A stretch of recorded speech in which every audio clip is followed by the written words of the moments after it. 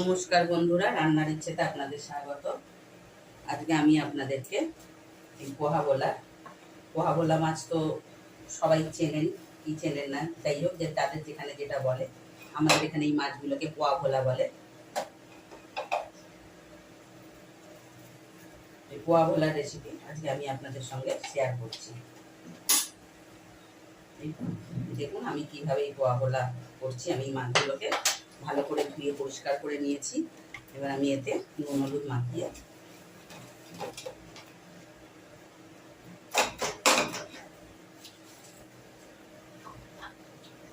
আমি কিন্তু পরিমাণ মতন তেল দিয়ে দিচ্ছি, যতটুকুনি আমার মাছ ভাজাতে বা রান্না করতে লাগবে। এবার দেখুন তেলটা গরম হয়ে গেছে। আমি মাছগুলোকে এক এক করে তেলে আমি ভেজে নিচ্ছি।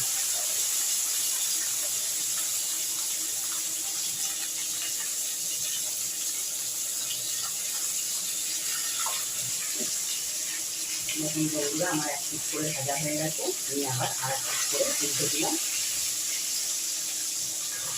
এইভাবে আমি সমস্ত সব মাছগুলোকে ভেজে তুলে নিই।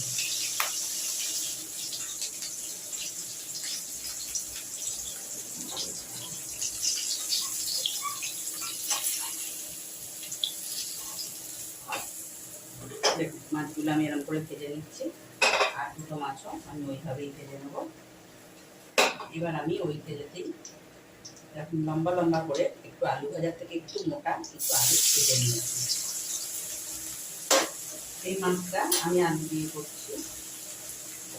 অনেকেই আছে এই মাছটাকে আমি একটু আলু বেগুন দিয়েও করে। আলু বেগুন আমার ফ্যামিলিতে পছন্দ করে, বেগুনটা খুব একটা পছন্দ করে না, সেই জন্য আমি একটা আলু দিয়েই করছি, আলু পেঁয়াজ দিয়ে করবো। এবার এইরকম করে যদি রান্নাটা করেন তাহলে কিন্তু এটা দিয়ে রুটিও খাওয়া যায়।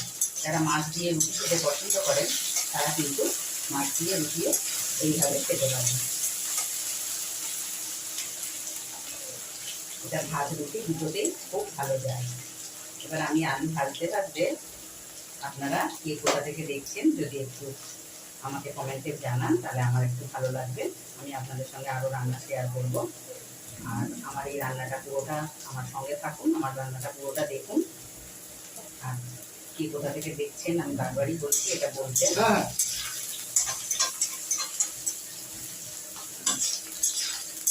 তাহলে কিন্তু আমার একটু ভালো লাগবে।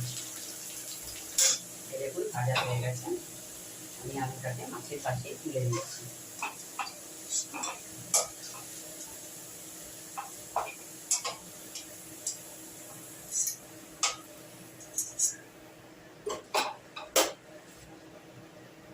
আমি একবারেই তেল নিয়ে নিয়েছিলাম, সেই জন্য আর আমি তেল অ্যাড করবো না। আমি এখানে সামান্য একটু কালো জিরে ফোড়ন দিলাম।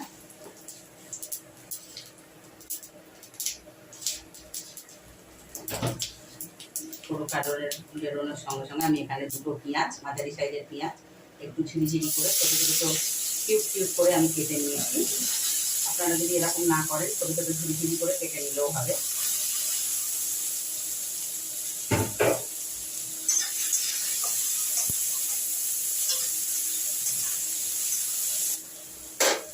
পেঁয়াজটা যাতে একটু নরম হয়ে যায় আমি তার জন্য একটু সামান্য নুন দিয়ে দিলাম।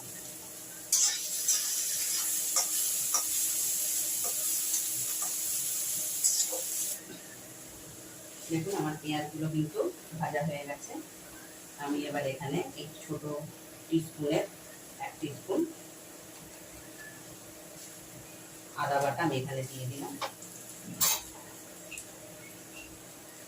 আদা বাটার সঙ্গে সঙ্গেই আমি এখানে 1 টিস্পুন হলুদ গুঁড়ো, 1 টিস্পুন লঙ্কা গুঁড়ো, ঝাল লঙ্কা গুঁড়ো, 1 টিস্পুন ধনে গুঁড়ো আর 1 টিস্পুন জিরে গুঁড়ো আমি একসঙ্গেই এগুলো দিয়ে দিলাম।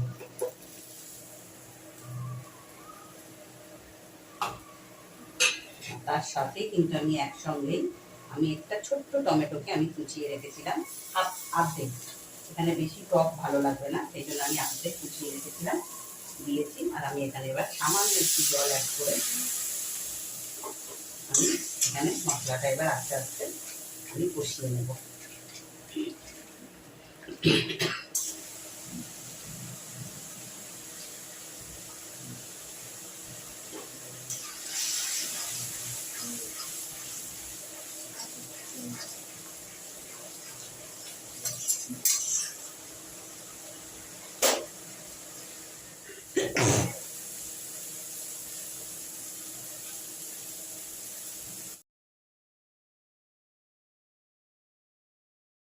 এটা হচ্ছে পোয়া গোলা।